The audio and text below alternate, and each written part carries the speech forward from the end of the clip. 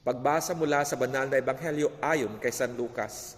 Isang Sabat, samantalang naglalakad sila sa mga bukirin ng trigo, ang kanyang mga alagad ay nagsikitil ng mga buhay at kanilang kinain, matapos na malugas sa kanilang mga kamay.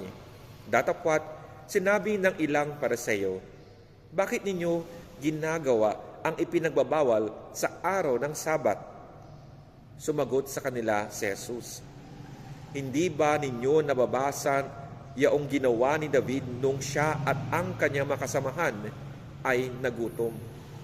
Kung paano pumasok sa bahay ng Diyos, kumuha ng mga tinapay na handog na kanyang kinain at iminigay sa kanyang mga kasama, bagaman mga pari lamang ang pinahihintulutang kumain ng mga iyon.